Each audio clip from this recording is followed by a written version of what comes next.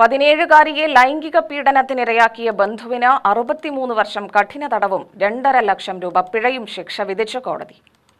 17 വയസ്സും 8 മാസവും പ്രായമുള്ള ബന്ധുവായ ബാലികയെ ലൈംഗിക പീഡനത്തിനിരയാക്കിയ കേസിലെ പ്രതി ഷോളയൂർ കോട്ടത്തറ മട്ടത്തുകാട് വീട്ടിൽ 65-കാരൻ നടരാജനെയാണ് Palakkad fast track special POCSO കോടതി ശിക്ഷിച്ചത്. 63 വർഷം കഠിന തടവും 2.5 ലക്ഷം രൂപ പിഴയുമാണ് ശിക്ഷ വിധിച്ചത്.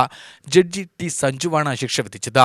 പിഴയടയ്ക്കാത്ത പക്ഷം 2.5 വർഷം അധിക കഠിന തടവ് അനുഭവിക്കണം. 2020 മുതൽ 2024 വരെയുള്ള കാലയളവിൽ പലതവണ പ്രതി അതിജീവിതയെ ലൈംഗികമായി പീഡിപ്പിച്ചു എന്നും അതിജീവിത തീപ്പൊള്ളലേറ്റ് ഗുരുതരമായി പരിക്കുപറ്റിയ അവശനിലയിൽ കഴിഞ്ഞുവരുന്ന കാലത്തും ലൈംഗികമായി പീഡിപ്പിച്ചു എന്നുമാണ് പ്രോസിക്യൂഷൻ വാദം.